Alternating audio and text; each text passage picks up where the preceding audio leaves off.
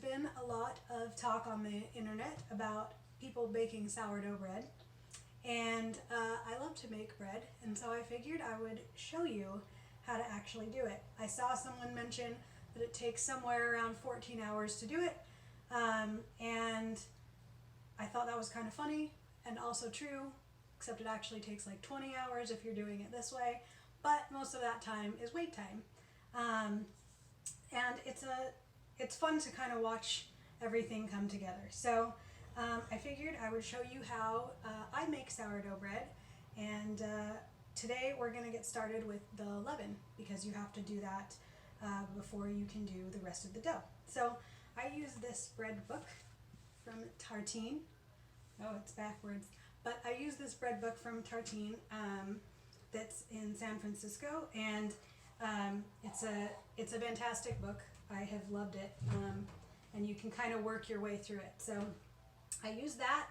I also use this little, oh, it's falling, this little notebook here, and I use this to just track my bread. So every time I do a bake, I track it, and I'll talk a little bit more about that when I am making the bread tomorrow. But this is really handy for kind of checking back on your work and making the bread a little bit better each time. So we're going to be making sourdough, and to start, like I said, we have to do the leaven first. This is a starter that I have had for about 2 years. I started it in 2018, and it's got some little crusty bits in there because it sat out as it was fermenting, and if there's a draft, it tends to get a little crust on the top, but that's okay. We'll just go under it to get the yeast that we need. And so I've had this for 2 years. I feed it once a week and put it in the fridge. So I feed it, let it rise up, put it in the fridge, and then feed it the next week. And so it's pretty hardy. I've forgotten to feed it before for a couple weeks, and it's still fine and bounces back every time. So once you've got a good consistent starter, it's actually really easy to just keep it going and get it started as you go to make your leaven. You can also tell if it is if it's good, or if it's not going very well by smelling it. So this smells very sour, like a sourdough. It smells kind of fermented in a sweet, like a sweet sour way. It smells yeasty. So that's a good way to tell. You can also tell when it turns by smelling it.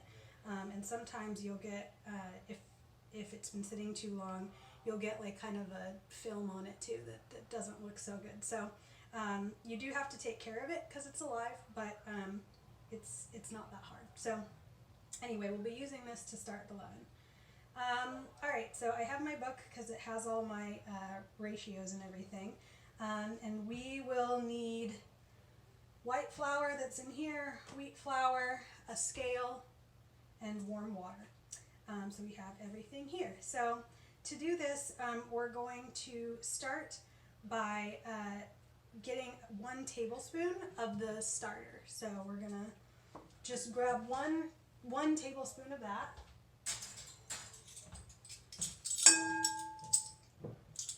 And you can actually discard the rest because there will be leftover. So because it's got some of those little crusty bits, I'm just gonna move that out of the way. Don't really want to get those in there. Not that it matters, but it's not as good. And you scoop out about 1 tablespoon. It's kind of like goopy looking, and just put that in. And then what we will do is add the rest of our flour. So we have the 1 tablespoon of the mature starter, and then we're going to add next warm water. So we have to get 200 grams of warm water. You should be weighing everything if you can, because otherwise your water to flour ratios might not work out as well. It's just more accurate to use a scale if you have one. also makes it just a lot easier. All right, so this water is warm. It says around 78 degrees. This is about 78 degrees as well. So we're going to do 200 grams of this. Just have to watch this here.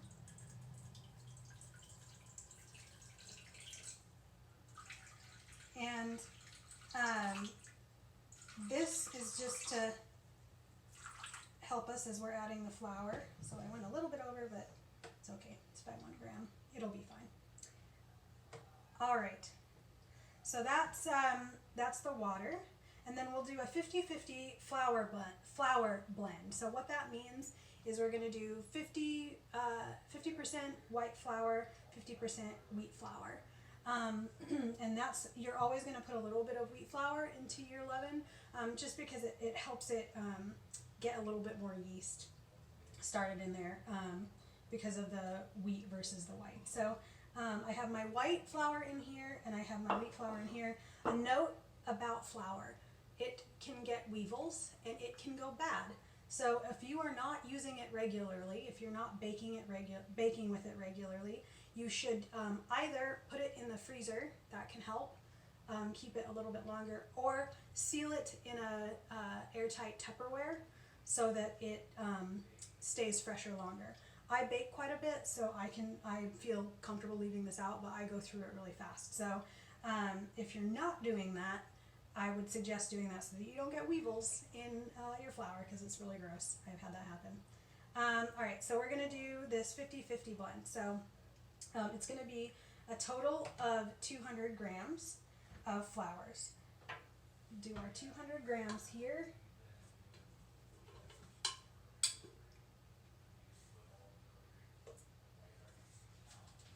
And this is the white flour again. You're just going to kind of plop it in there. Super easy. And then we'll mix it all together. If you can get it exact, that's nice.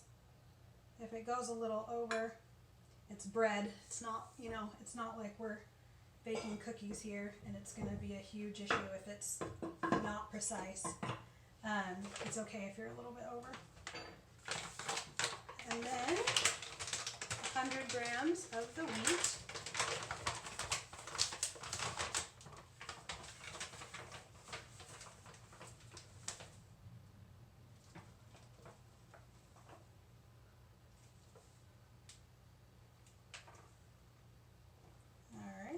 Almost there.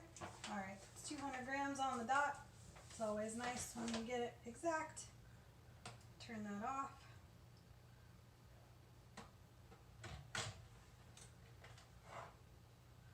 All right, so now we're just going to mix this all together. So you can see that there's the white and the wheat flour in there and the water.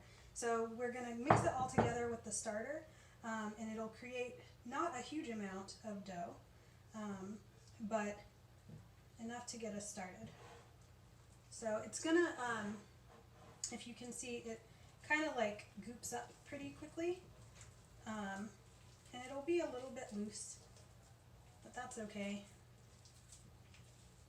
And it'll kind of firm up overnight. You don't have to do this in a specific type of bowl. Any bowl will work. I say that because as we go forward, you're going to want some bowls that retain a little bit of heat, but this doesn't really matter as much. So you mix it really good. I like to, I don't know if there's probably a approved way of doing this, and I don't know what that is, but I really like to get in there and just kind of like squish it around. You can feel it start to get much more gluey when you do this, and that's at least how I personally can tell when it's kind of starting to come together. It feels really watery at first, and then it starts to get more of a kind of a gloopy form, and you can see when I like let go of it, it's like sticky now. It's like actual kind of wet dough, which is what we want. So then the last thing is you want to take, I gotta find it, you want to take your dough scraper and scrape this off of your hand.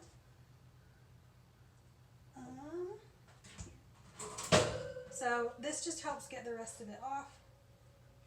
This dough scraper comes in handy as we go forward tomorrow, because we'll have to put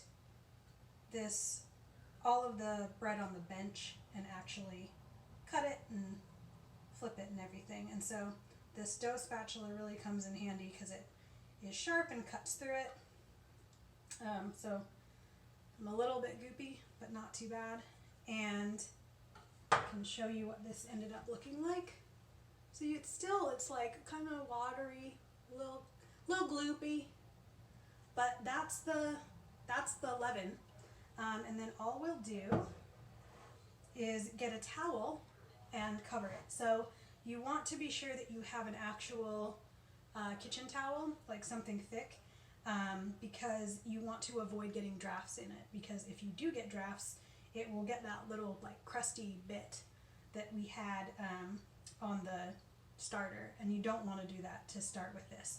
So you want an actual kitchen towel, and you'll cover that up and put it in a warm place, as the warmest place that you can in your kitchen, and just let it sit overnight. I tend to put it on the inside of our kitchen, kind of by the stove where there's no drafts. Don't put it by a window. And it's gonna take 8 to 10 hours to rise usually, to like get some of the bubbles in there so that you can actually start using it. And we'll talk about tomorrow morning like what it should look like and smell like before you start. Cool. All right, well, this was step one, and we will be back later. So it is about 12 p.m. the next day, and we are ready to start our dough. So it's the leaven is sat overnight. It started to rise, and we are ready to now mix the dough and create our loaves. So a note that this will make 2 loaves of bread, 2 fairly decent sized loaves of sourdough. So just keep that in mind as we're going forward. Like, you're gonna have 2 loaves, you can give one away to a friend or a neighbor. That's what I usually do, which is kind of nice. Or if you've got a big family, you can eat all of the bread. All right, so now we will start with the dough. Let me show you the leaven that sat overnight. You'll see that it's been covered by a kitchen towel, like I mentioned. And there are a few ways to tell if your leaven is ready. So the first way is just by looking at it. So see if I can get it a little bit closer without jostling it too much. So as you look at it on the edges here, you'll notice when it's ready that it's a bit domed. So there's going to be a slight rise to the side of it. It's not going to be flat when you start it the day of. It's going to be flat and kind of goopy like we saw yesterday. But when it's ready, the air has come into it. It started to aerate because the yeast is eating the sugars in the flour. So it's going to create these air bubbles. And as you get that, it starts to dome up a little bit on the sides. So I don't know if you can see it very well, but if you look at the edge of the dough where the glass meets the dough, it's a little bit domed, and that is a good sign that it's ready. You can also check by looking at the bottom. I don't know that this is going to work, but if you look very closely, you can see tiny little air bubbles throughout the bottom of the dough to show that, again, it's rising. That's something that we're going to look at as we go forward too. And then lastly, you can check by smelling it. So it should smell kind of sweet and a little bit sour, like a tangy sort of smell. So that's a good sign as well. And the very last sign, which I'll show you in just a second, and I try to not do because it can backfire if you do it wrong, is that the leaven should float. So we have to mix it in water anyway, but your leaven should float. The problem is that when you scoop up your leaven to put it in water to check that it floats, you can get all the air bubbles out and then it sinks. So if you start to pour it into the water and you're noticing that it's starting to sink, that's a good sign that it's probably not ready. So keep that in mind as well as we go forward. So what do we have today? Today, I'm going to cover this up just to make sure there's no drafts there.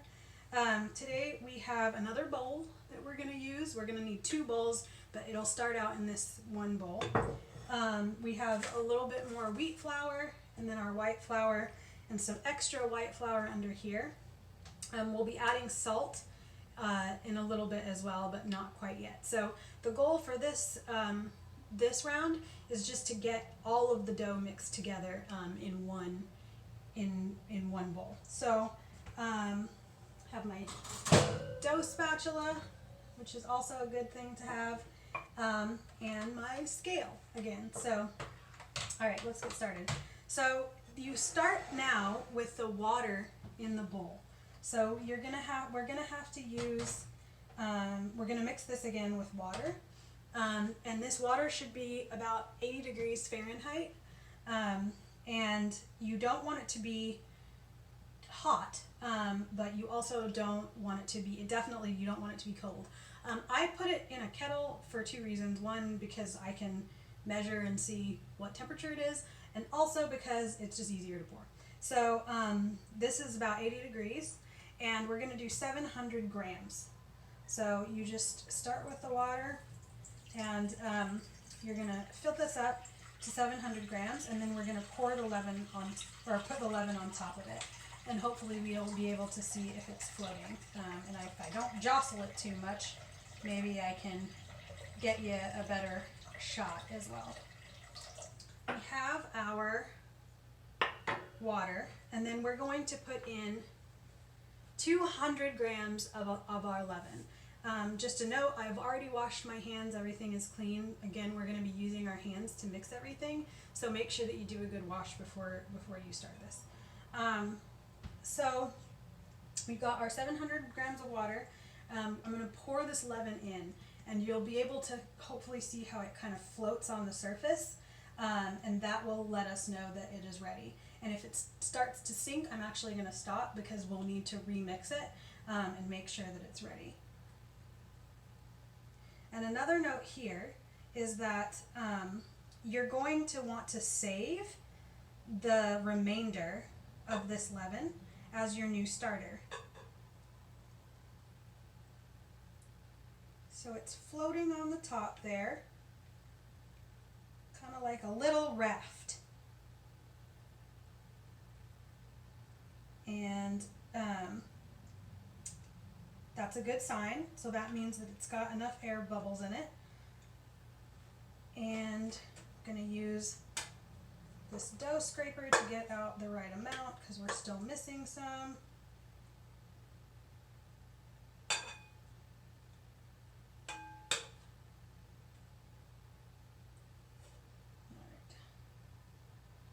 Gets a little goopy. There we go. Alright, so I got a little much in there, so I'm going to just reach in and take it out because I want, again, this ratio to be close to correct as possible. So this is fine. You don't have to be really precious with it. It's all still going to work as your new starter. The starter is just already has the yeast, so you don't have to be really accurate with the starter itself. Just kind of in a range of 50-50 water to flour, which I'll show you in a little bit.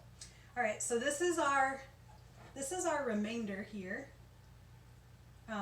There's quite a bit actually to start as a new starter.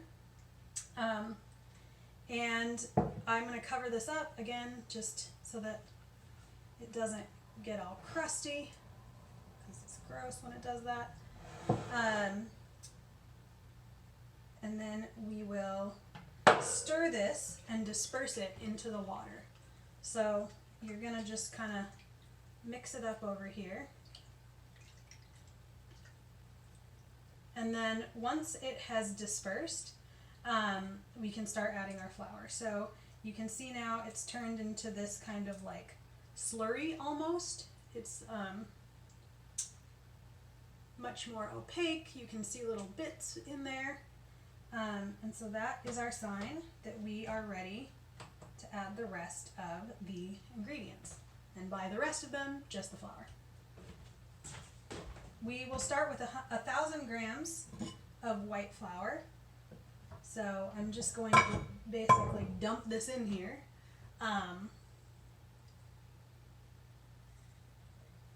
And get that started. And I have another bag under here in case I use all of this, which I run a real risk of doing because 1,000 grams is a lot of flour. All right, so that's that, and then I'll add a little bit more. We're at 665, so just need a little bit more here.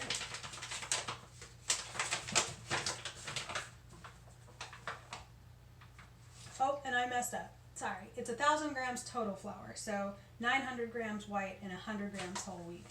So luckily we were not at 900 grams white, so we still have a little ways to go here. All right. And all right, it's 900 grams of white, and then we'll add the whole wheat.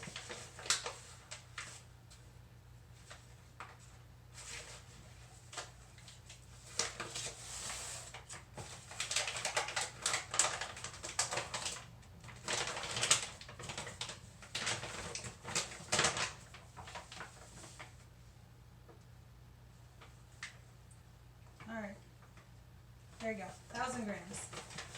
Cool.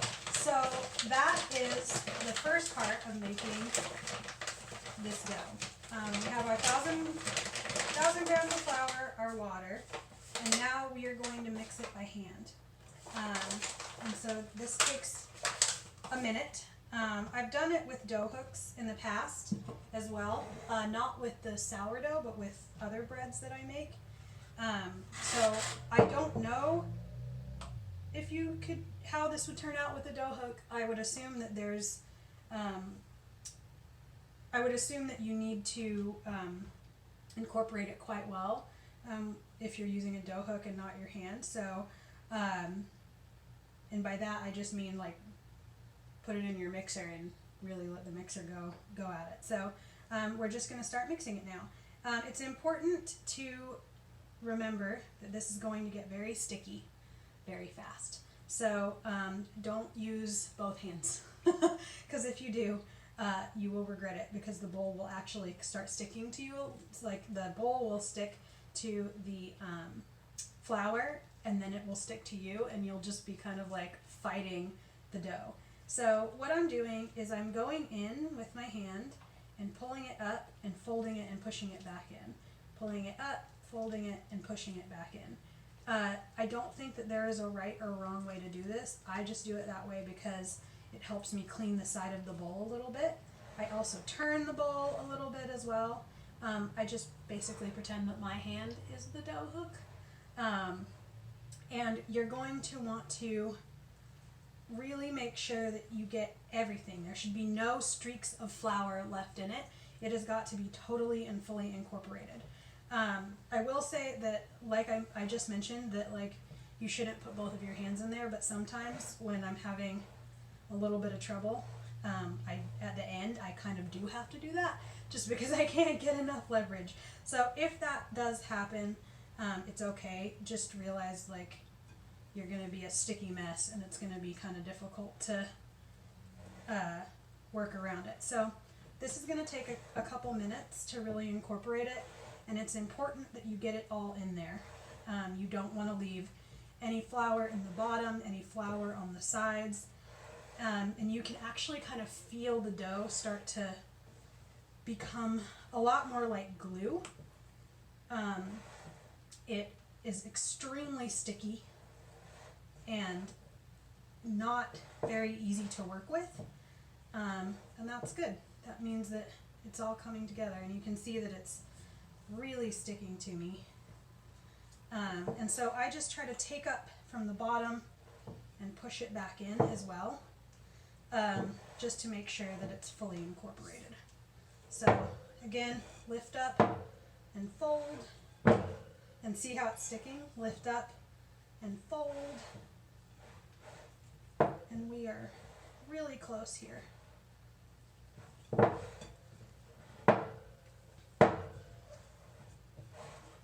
And you can start to see it's becoming its own little kind of mass on its own, which is great. And I try to check the bottom as well and see if there's any flour that got missed anywhere here on the bottom, and it looks to be well incorporated.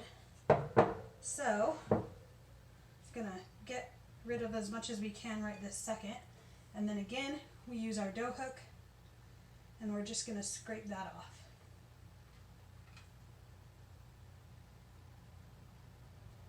Just be careful to not hurt yourself. Don't scrape too hard, because these are fairly sharp. They've got kind of one angled edge on them. Alright, so we're going to get all of this off, and then the next part is just waiting. Like I said, this does take a while, which is why it's a really fun weekend project, or if you're just home all day, kind of like we all are now. It's not bad that it takes a long time, because, you know, for a lot of us there's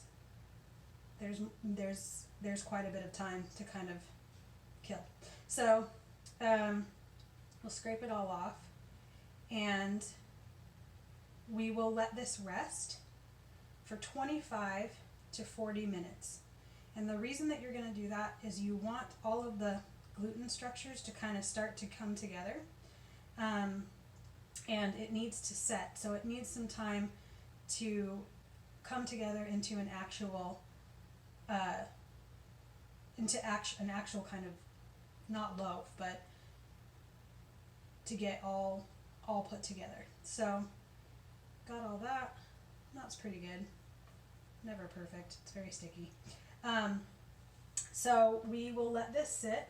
You always have to cover it. So we'll cover it again with our towel. And just do it this one hand. And come back in 25 to 40 minutes. And it will actually look quite a bit different in that amount of time. And once we come back, we will then add salt to it, at which point we will add the salt, and then that's when we start to actually turn the dough for a little bit. So we'll come back to that in just a while. So while we're waiting for the dough to all come together, it's a good time to actually create your starter again, or refresh your starter, because we have this left over from our leaven, right? And we have our original starter container that I've just cleaned out, and we want to restart our starter. So what we're going to do is take some of this and put it in the container, and then we will feed it again. So to do this, I just use my hands, and I basically get in here and just kind of scoop up some of the dough. Again, make sure your hands are clean.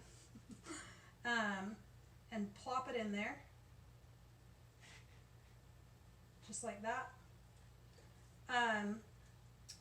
And then after we do that, we'll add a little bit of flour and water just to kind of top it off. Give it a little bit, sorry, not even in the frame.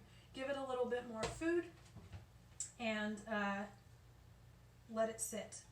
Like I mentioned, I tend to only feed my starter once a week, and that has worked for me in the past, but my starter is now about 2 years old, so it's a little bit more hardy.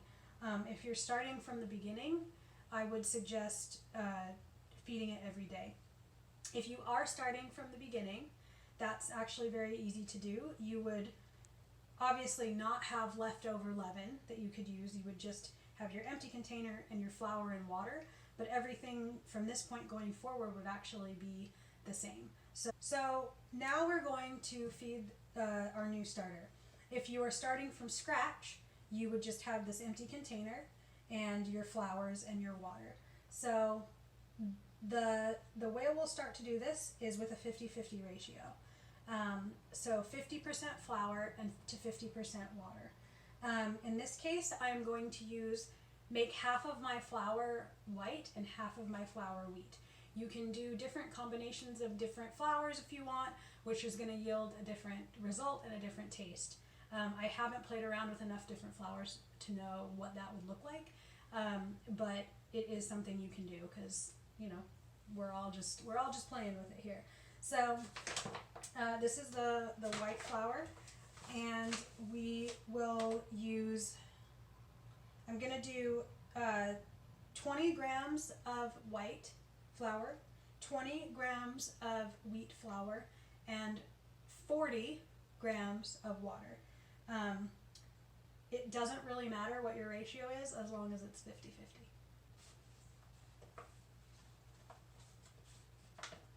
Okay. So that's 20 grams of white.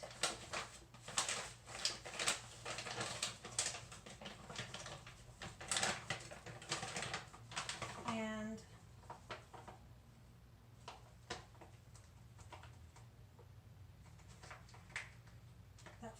the wheat flour always comes out a little bit differently.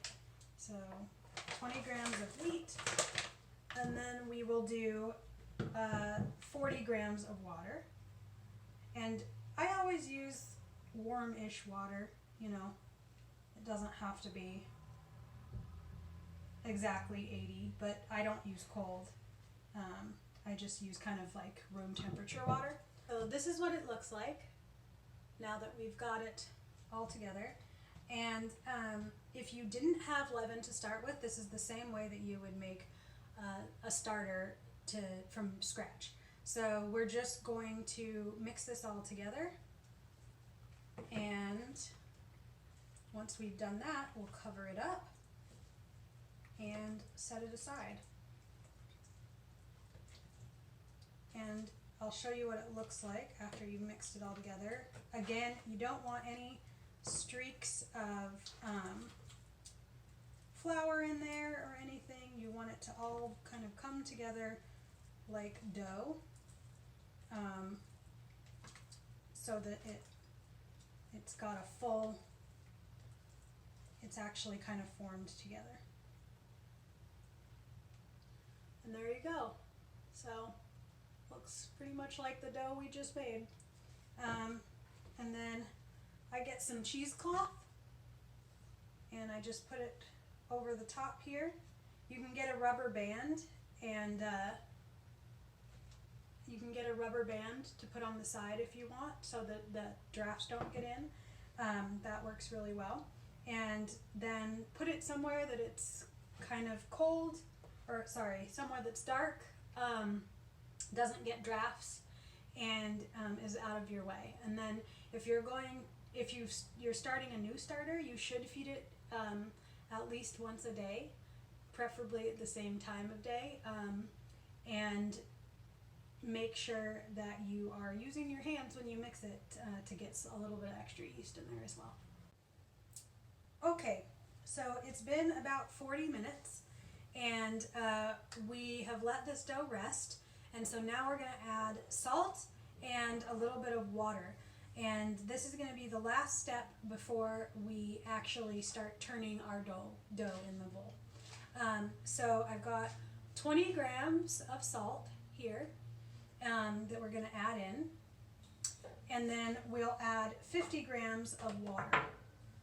And again, you want it to be warm, not cold, but you know, warm or tepid water is fine. So we'll add the water on top, 50 grams of that.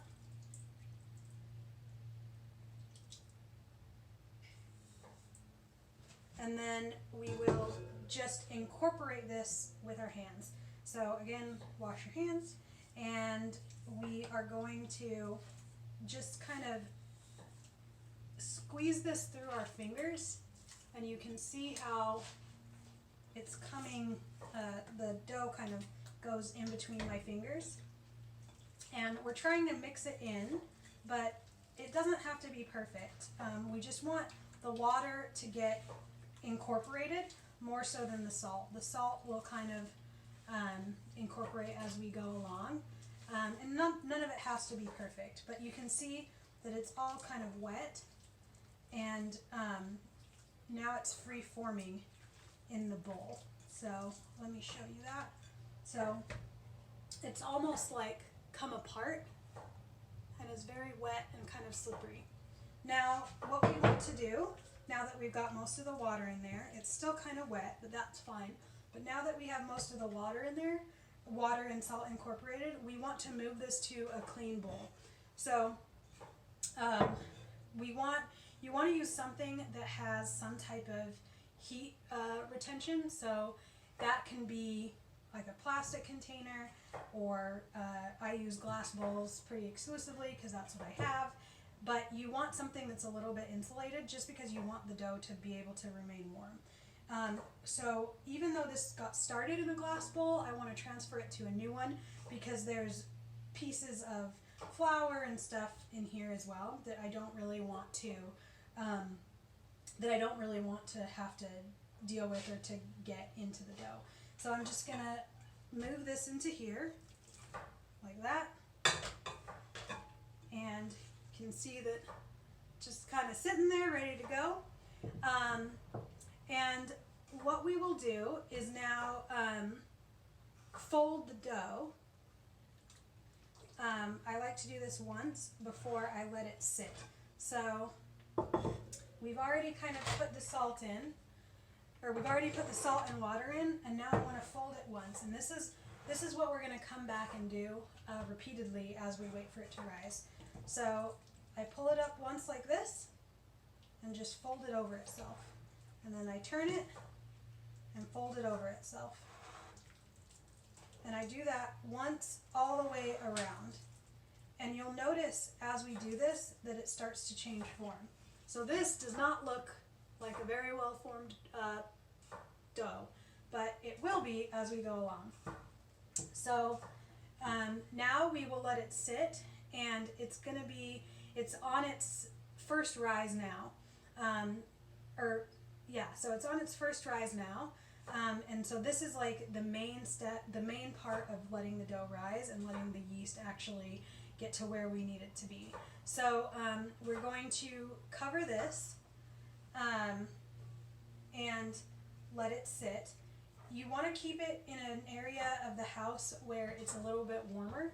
So I don't keep it in here. I keep it in a different area in the kitchen where it's a little bit warmer. And you need to be able to have it be warm so that the yeast can actually develop. And what we're going to do is we're going to turn it every 30 minutes, just like we did. I sometimes don't turn it every 30 minutes. Sometimes it's every hour. But it's good to keep it moving if you have the time. So it's a weekend and I'm just doing chores today, so I'm able to do that. And then you're gonna let it sit in its entirety for about 4 hours. And so we're gonna turn this dough every 30 minutes for the first 3 hours, and then we will start to kind of see what it looks like. So it's about 1:15 now. So in about 30 minutes, I'm gonna come back and turn it once. I'll show you that, but then I'll wait and show you the rest as we go forward. So it's been about 30 minutes. So we're going to do our first turn during this bulk fermentation. So let me show you what this looks like so far. It's still kind of watery. It's come together a little bit more, but and it's risen a little bit and kind of bulked up a little. You'll see that there are some big air bubbles that are just kind of in there from when we turned it before, but there's not good structure to it yet. So we're going to do a quick turn. This doesn't take very long, and then we'll let it sit again. So like I said, the rise is between 3 and 4 hours usually. The first 2 hours we'll turn it every 30 minutes. We'll do the same thing during the third hour, but we want to be more careful as we go along. So because this isn't formed up very much yet and there's not enough air, or there's not very much air, it's okay if we are a little bit more, a little bit rougher with how we turn it. So we'll start here, and you grab a piece like this, pull it up, and bring it over to the side. And then we turn the bowl, and again, and you'll see as you press it down, there starts to be little air bubbles that kind of get expressed as you go. And so you just do this one time all the way around, and it turns into it almost looks like a little knot, and comes into a little folded knot here. You can see that there. So we've just kind of folded it in on itself, and that's it. We will wait again another 30 minutes, and then we'll do this one more time, do it again, and just watch how the dough progresses.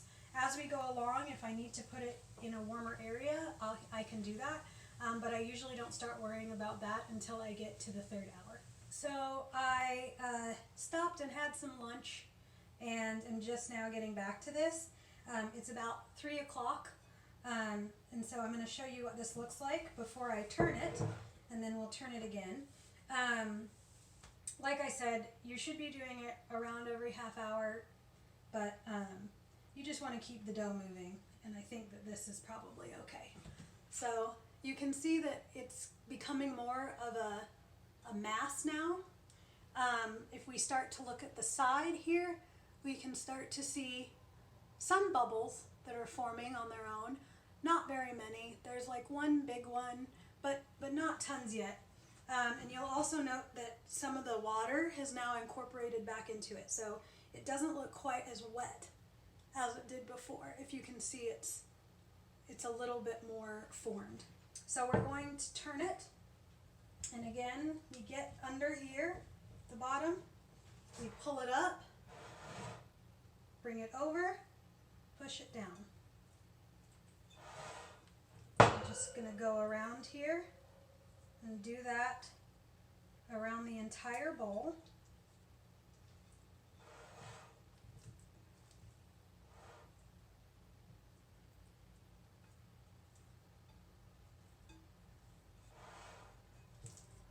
And the dough is starting to feel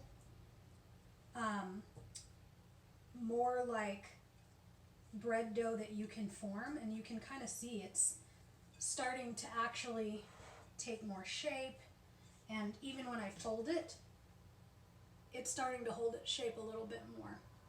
So we'll let that sit for another 30 minutes, and I'll come back around and do it again. The other interesting thing, and I don't know how much of this is just me or if this is actually happening, but the dough feels like it kind of warms up a little bit as it starts to develop. So as you're moving it around, it starts to actually, it's thicker, and it starts to actually feel like it's got a little bit of heat to it. It's like retaining that heat from the yeast that's kind of blooming in there.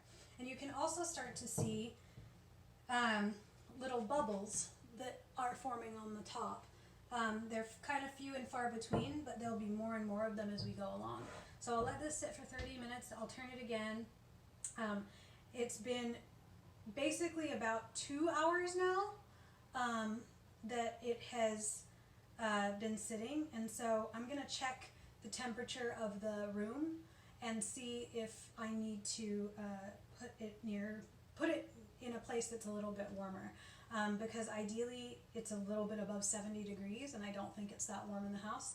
So I may do something to heat it up a little bit, just to give it a little bit of a boost, so we don't have to wait a full 4 hours.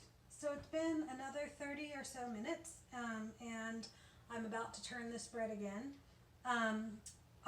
When I checked the temperature of the room. It wasn't very warm in our kitchen. It was only about 68 degrees. And so I wanted it to be a little bit warmer for the bread so that it would rise a little bit more quickly. So I turned the oven on. We have a baking stone. I turned the oven on to about 170 and just let it heat up, and then turned it off and let it cool back down.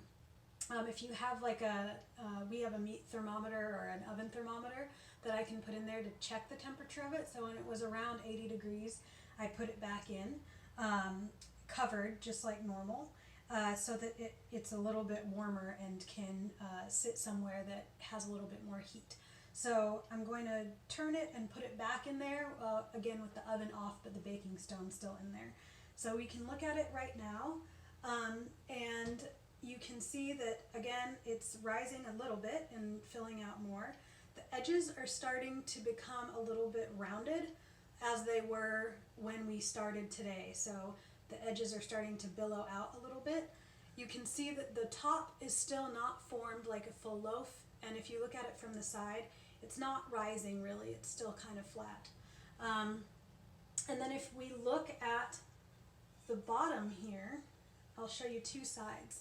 So if you can see into here, on the side here, this right about here, there are some bubbles starting to form, and that's a really good sign. That means that the yeast is starting to get all the way through. The air is starting to get all the way through into the dough. You can see, however, that there's very few bubbles on this side. So that helps us know that it's not done yet. It'll be pretty obvious when it's ready because there's going to be so many bubbles on the side of on the underside of the dough. I also like to look under at the bottom, and there aren't very many bubbles at the bottom either. So we're going to turn this again, and the dough is a lot warmer now because it's been sitting in that kind of warm ambient temperature. But we'll turn it as we've been doing. I'm being a little bit more gentle because we are starting to get more air in there, and I want to be cognizant to not knock all the air out of it, so I'm not pushing down as hard. I'm doing it a little bit more gently.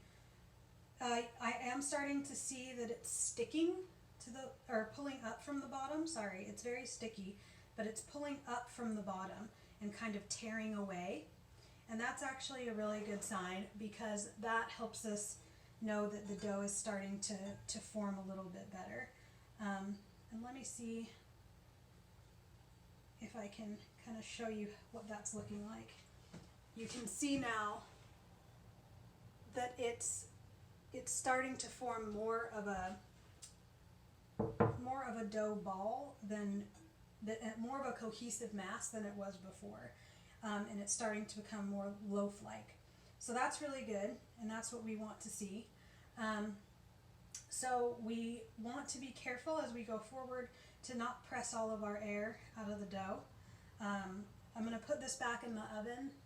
Again, no heat, baking stone only, so it's retaining some of that heat, and let it sit for another 30 minutes and then come back down and see what it looks like.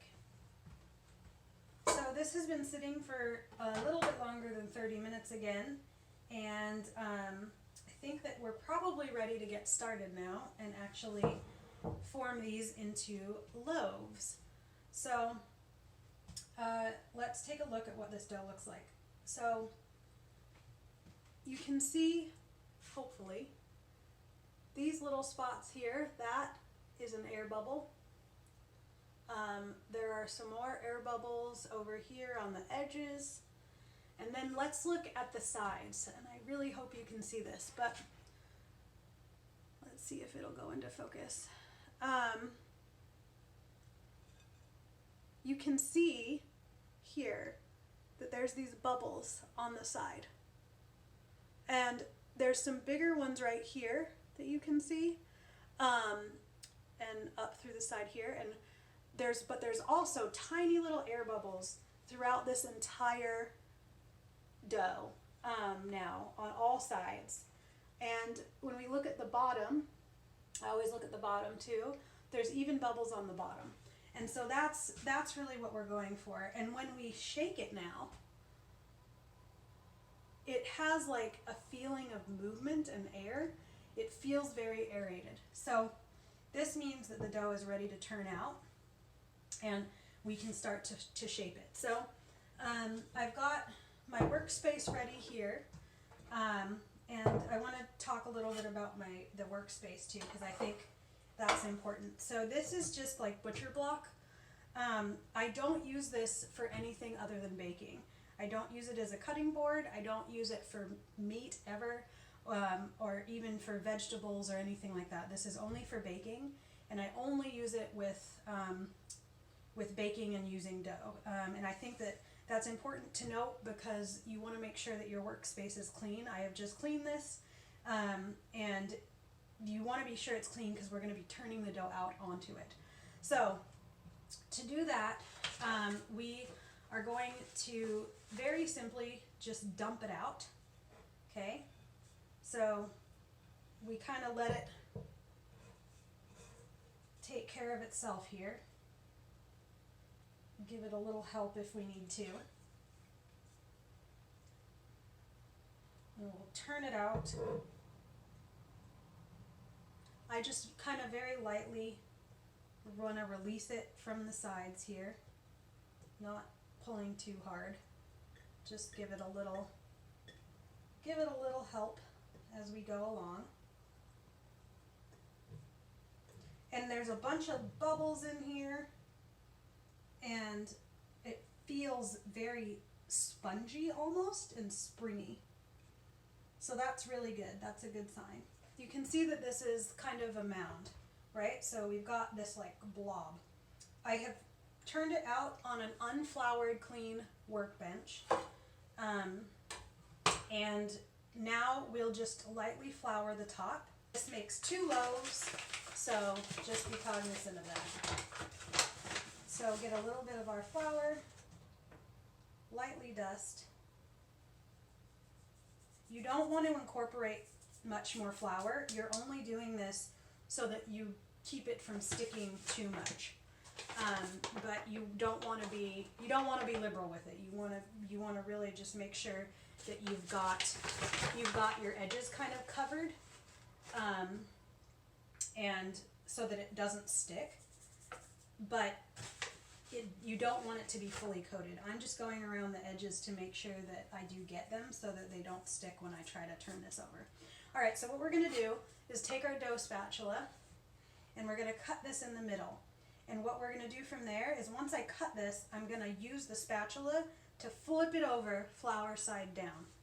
So we will cut this in half, and you kind of have to be firm with it to make sure that it actually separates. And then you're going to scoop it as well as you can. Scrape it and flip it over. Now some of it's sticking, and that's okay. Okay. I'm going to add a little bit more on this side so that I can shape it.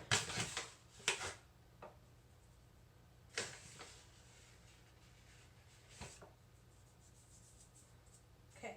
And then I'm going to flip this piece as well.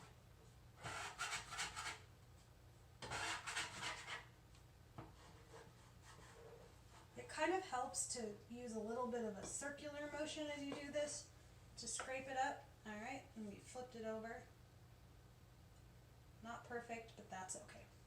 All right, so we've got our 2 pieces here, and now what we're going to do is use the bench knife and our hand to shape it into a bit of a round form.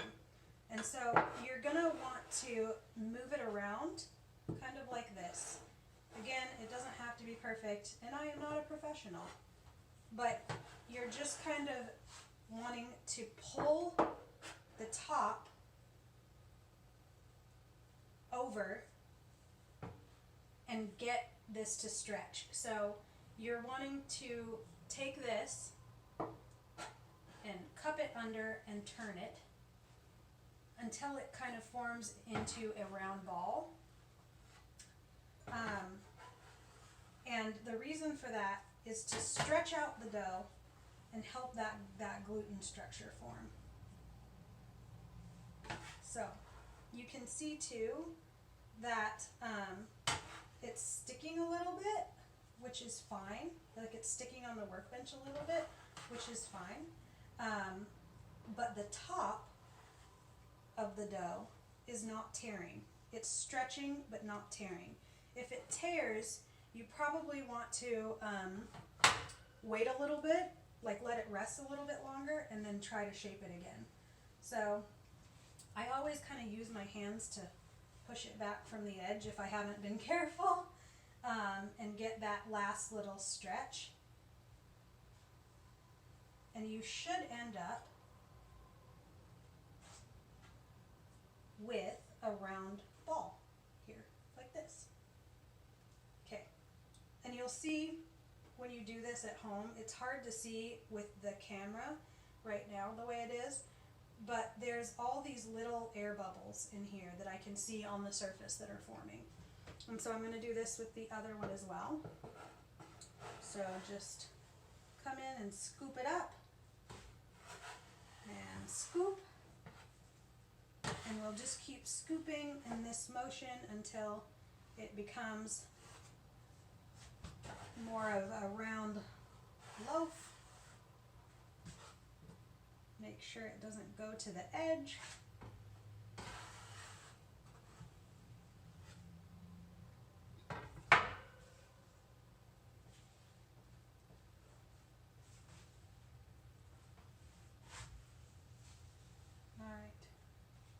So we've stretched each of these out.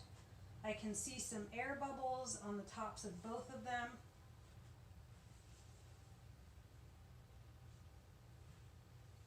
And give this one a final little turn here. And now we just need to let this sit for a little bit. So it's been shaped. So this is going to be the shape of our dough, of our bread when we're done. And so now we just need to let it rest for about, I think 15 minutes to make sure that it can kind of set up. We want to flour the top of each of the loaves. This one already has some flour, so we're good. But we want to flour the top of the loaf so that the dish towel that we're going to use doesn't stick to it. But we'll just put some flour on there, and a tiny bit more on here just because it got knocked off. And then we'll let this sit. So this is going to sit for about 20 minutes actually, and it should because it's got this air in it, it should keep its form. It shouldn't flatten out like a pancake. If when you do this, it flattens out like a pancake and is kind of droopy and flat, that means that it's not ready yet and you need to let it rise more. What it should have is this dome here, like it's domed. It has a lot of air. You should be able to see individual little air bubbles coming to the surface. They're not bursting, they're just enclosed in the dough. And I can see individual ones here, which is a really good sign. You want to be able to see that because that tells you that your dough does have enough air in it. So we're going to cover this up. We don't want it to get drafty at all. So what I always do is I kind of just tuck my bread in. Just put it to bed a little bit. Make sure that no drafts can get in from anywhere. Also make sure that nothing is on top of it to flatten it. Make sure all of the corners and edges are tucked in. And then that's going to sit for about 20 minutes, okay? And so this is the bench rest. We don't want to have any drafts. We don't want cool exposure. And the reason for that is you don't want a skin to form on the top. So if you remember, I said that when we did the starter, there was that kind of film or that skin on top of the yeast, and that was because it had been exposed to a draft. That's fine if it's a starter.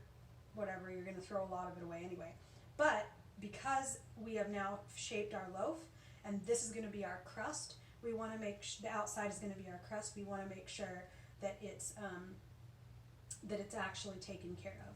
I'm going to just let this sit for 20 minutes, and then what we'll do when we come back is actually shape the dough and let it sit for a final rest. All right, so this has been sitting for about 20 minutes, and we're ready to do the final shaping of this loaf, or of both loaves. So this is fairly quick, and we just want to do a final shape before we put it into the basket, into its bowl, so that it can sit. So let's look and see what our loaf looks like. So this is the first one here.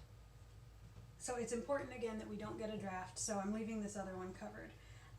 And now what we'll do is take our dough spatula, and we're going to just flip this over. So we just shove this under here, and I don't have a lot of room, so I'm going to come this way and flip it over like that. So now the underside is on top. Okay, let that rest for a second. You want to be kind of gentle with it. So now we have the underside facing up. I want to make sure that it's not really sticking, but it's nicely formed. It's not sticking to the bench, and we can start to fold it. So what I'm going to do is I'm going to take the bottom part right here and very gently pull it out like this, okay?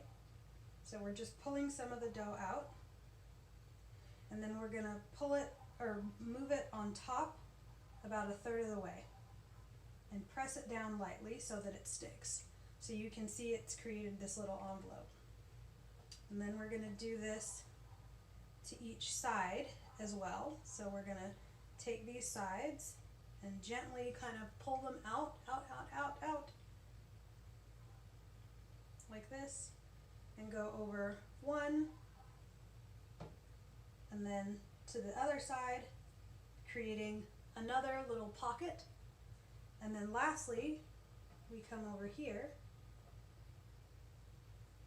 and we'll pull this just like we did the bottom, pull it up with both of our hands, and then over. Okay?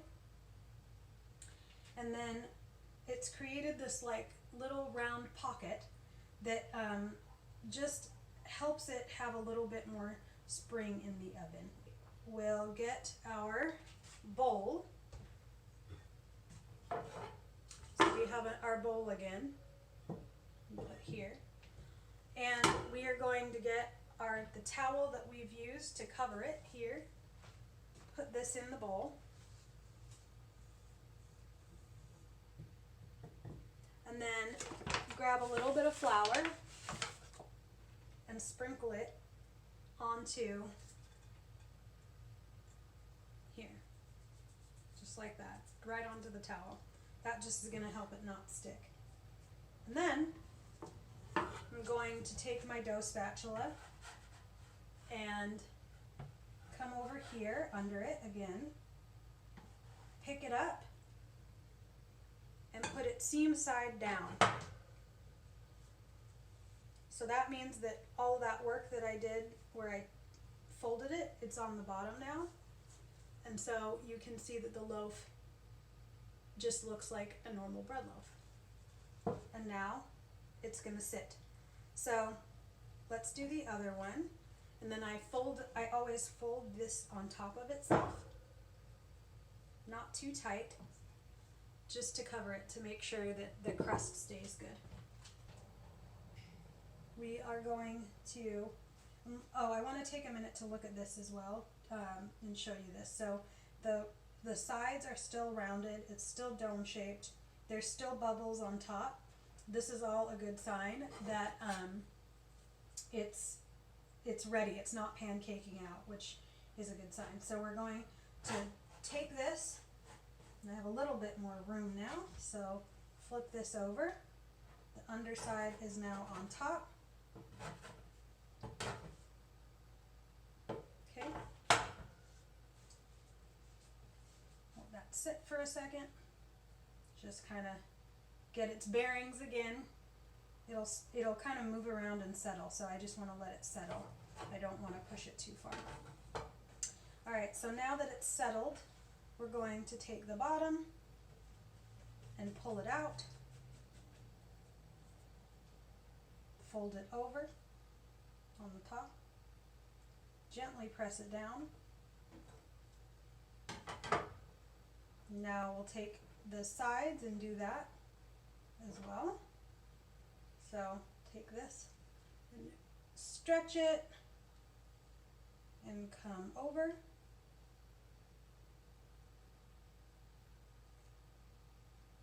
And over.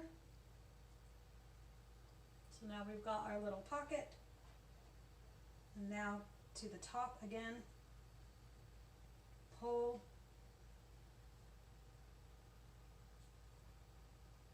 And stretch it over. There we go. Alright, and then we get our second bowl. Fill it with flour. A little bit of flour, just dust it.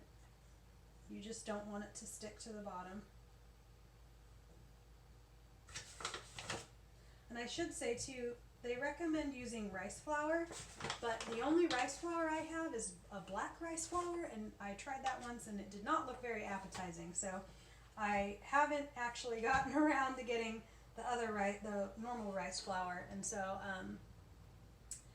I have just been using the regular white flour to dust. Alright, so then we're gonna go under here, lift it up, and gently put it seam side down. There we go. And that's our second loaf. Alright, so now we have a couple of options. Our first option is to let this sit for another 2 to 4 hours and for its final rise, at which point we can bake it.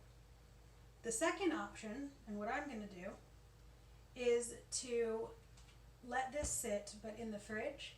I've decided to let it sit overnight because I want to get the bread a little bit more sour. And the longer that it sits, the more that it gets that flavor to it.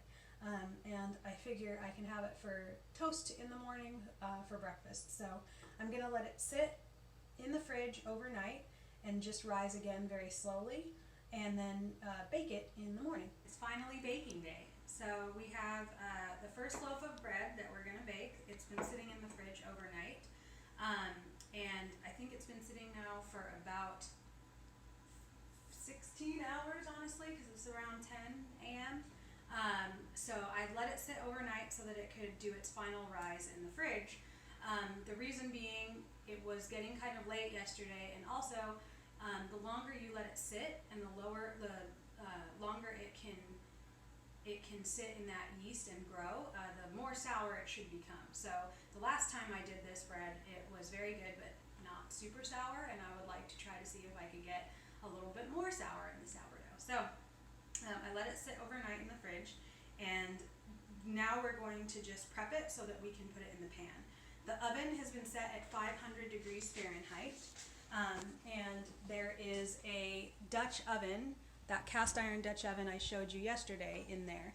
The lid is next to it, and they've both been preheating in the oven. So now we're going to just prep this and get it ready. So what do we have? We've got flour that we're going to use to dust the loaf, the top of the loaf. We have a razor blade on a chopstick that we're going to use to score the bread. When you're baking bread, it needs, as it heats up, the hot air can make the crust crack. So you have to create a way for the air to release. And in order to do that, we score the bread so that the air can actually release and not crack our bread in half. And it allows us to kind of decide where that air is going to release to, and it just makes it look a lot better. And then we have a rubber band that I'll show you what we're going to use that for, and then our oven mitts. The oven is extremely hot, so if you're going to do this, I suggest getting oven mitts that are really, really high grade and also go up your arm, And also on baking day, wear long sleeves because you will burn your arms. You can see, well, you can't see it anymore, but I have burned my arms multiple times doing this. So for real, wear long sleeves. Okay, so first we're going to just uncover this and look at the bread. So this is what we've got from yesterday. This is our first loaf. We're going to take this rubber band and we're going to put this around the cloth because we're going to have to flip the bread into the pan, which is the most terrifying part of the whole thing, actually. So we've got our flour. We're going to dust this with flour, and we're doing this so that it doesn't stick. Again, I mentioned that you should be using rice flour if you have it, but the only rice flour I have is like this purpley black rice flour, and it just does not look appetizing on white bread, so I've just used normal flour. All right, so that's ready to turn out into the pan, so now we're going to get our pan out. I have a trivet here so that when I put that extremely hot pan down, it doesn't mess up the countertop. So if you have heat resistant, I would say even if you have heat resistant countertops, you should probably be using a trivet because, again, cast iron, 500 degrees Fahrenheit. Oh my God, it's so hot. So let's get in there. And we'll grab the pan out. No lid, obviously, because we're going to have to put it in here. Set it on the trivet. And now you're going to have to take your gloves off to do this. This is why you have to be extremely careful and keep your sleeves down. So we're going to flip this bread into the pan. I suggest finding the side that is least long and actually planning for that if you can, so that it's down, like put down really well. And we're just going to kind of aim for the center. This isn't science, and you kind of just have to do it and commit. And if it doesn't go perfectly, it's fine, it's bread. So, I've kind of hit the side, it's okay, that always happens. It's not a big deal. If that does happen, you can get a spatula and try to work it down. Sometimes it works, sometimes it doesn't, that's okay. It's already really hot. So now we're gonna score it. And I do it in a square. And you just kind of come in at an angle. And careful not to touch the edges again. And you can see here it's splitting. Okay, and that's exactly what we want to happen. So we're going to do our square. And this is going to just kind of rise up on the edges as the air gets let out as it bakes. All right. So now that we have done that, we are going to put our gloves back on. And if you have more room in your oven, you could probably do this all at once, but our oven isn't big enough and the pot is tall, so I have to put the lid on first. But you want to put the lid on, and then we're going to put this back in. And then we will immediately put this down to 450 degrees Fahrenheit. And we'll put a timer on for 20 minutes. At 20 minutes, we're going to take the lid off of the pan. And the reason that you do that, when we are baking bread, it's extremely important to have steam in your oven. So professional bakers often have steam injected ovens that push water into the oven to create steam. We don't have that. So we are using the Dutch oven as a way to create steam. The bread has a fairly decent water content, and when we put the lid on, we're trapping all that water into the pan to create steam inside that pan. And then at 20 minutes, we will be able to take the lid off, and I'll show you what it looks like. But we want to first create that steam so that we can create the beginnings of a good crust, and then we'll take the lid off. And at that point, when it bakes bakes later, we'll get that nice golden dark brown crust. We're definitely recording. Oh, okay, so it's been 20 minutes and we're gonna take the lid off of this thing. So this is gonna be kind of quick, and what we wanna do is take the lid off and then take the lid off and out of the oven, and then quickly close the oven so that we make sure to keep as much steam in as possible. So it'll probably be a really quick shot, but you'll notice when we do this that the bread is a light brown and just doesn't look totally done. So.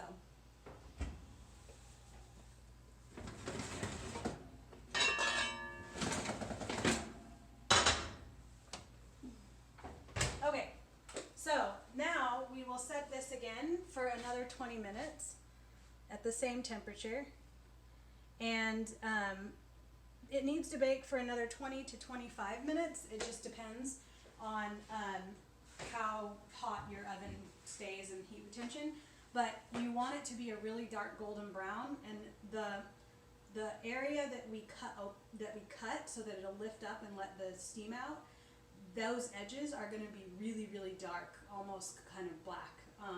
And once we get that color, we know that it's done. You don't want to take it out when it's a light golden brown, because that means the inside of your dough is still going to be raw and it will not have baked through all the way. All right, so we will see you in a minute when this is actually done, which is going to be very exciting. Okay. All right. So the timer has gone off and the bread is ready. So we're going to pull it out and see what it looks like.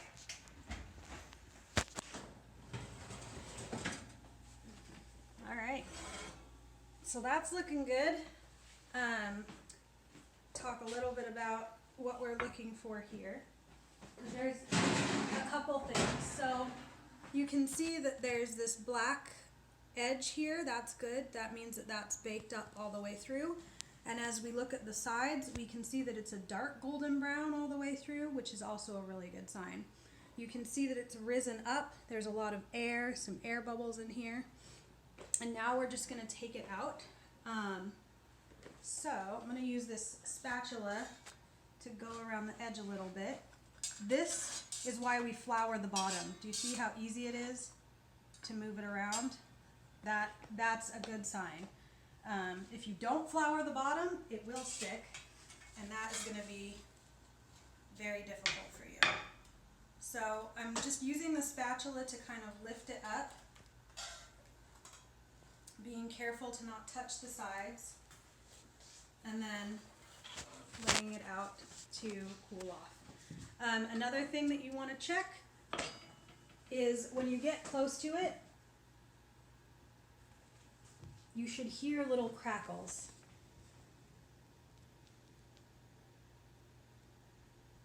And so what that means is that it's cooking all the way through, and that bread is meeting that cool air now and kind of cooling off. And when you put your ear close to it, you should be able to hear that, and that's always a good sign as well. So we're just going to let this sit. You do not want to cut this bread until it's actually cooled off, because it goes stale faster if you cut it before it's ready. So next we're going to kind of wipe this pan out a little bit, because as you can see on the inside there's some flour in there, but we want to cook our next loaf, and since the oven is already heated up, so what I'm going to do is put this back up to 500, and we're just going to start over again and do our second loaf. Okay,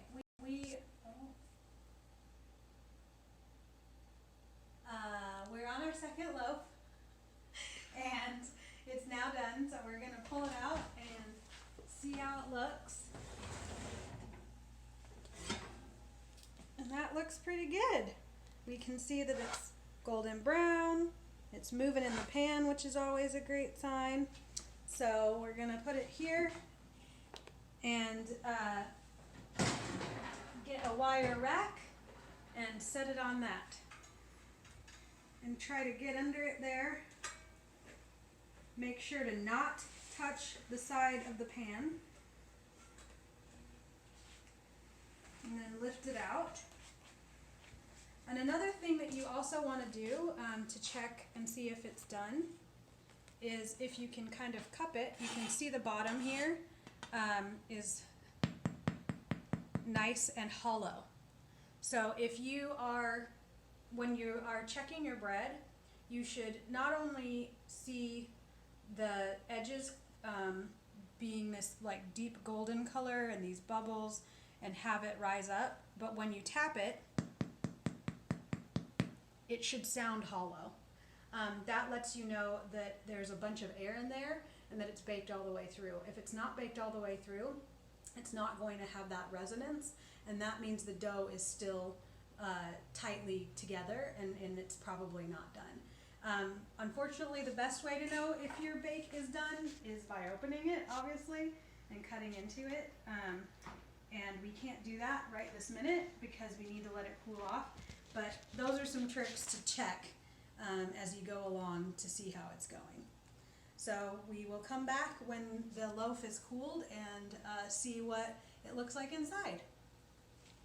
So our bread is now cooled, so we are going to cut into it and look at it and taste it, which is the best part.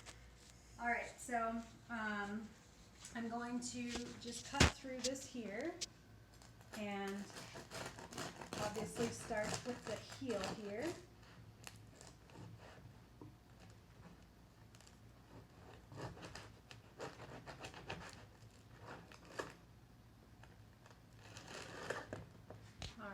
So let's take a look at this first before we cut more.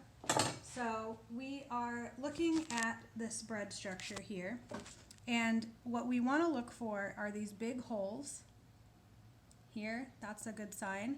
That shows good aeration. And then we also want to look here. So you can see these bubbles at the edges. And what you're looking for is that these bubbles all around the edges are pretty well formed. If you've let your dough rise for too long, they're going to be totally collapsed.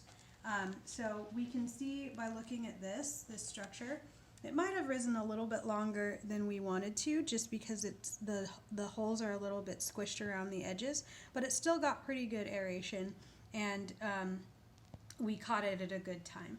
So we're going to cut another piece. I cut the heel piece and then eat that last, because I like to put it back on the edge of the bread when I store it in order to try to keep it fresh for longer. So we'll put that over here and cut a piece to actually taste.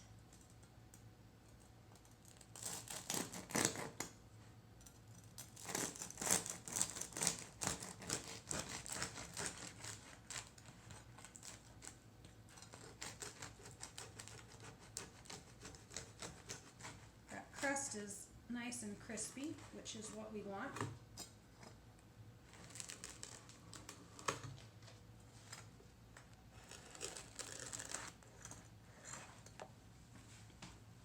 And again, we got some good bubbles going on there. So the other thing we want to check is just look at the spring of the bread to make sure that it's not doughy, right? It's nice and springy, which is fantastic. So now just take a little piece here. And I always like to test it before I put butter or anything on it. So let's have a little piece.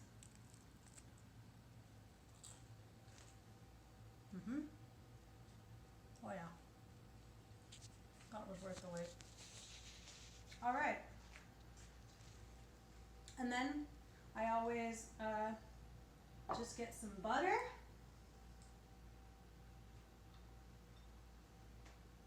Butter that up. And I always use unsalted butter because I bake a lot, so we don't have any salted butter in the house. So I always then get a little pinch of salt, put that on top.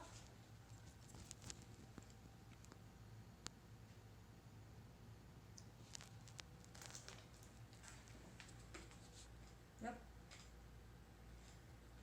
good. Alright. Well, thanks for watching. I'm gonna go eat this whole loaf by myself now. And we'll see you soon for maybe some other shows. Cool.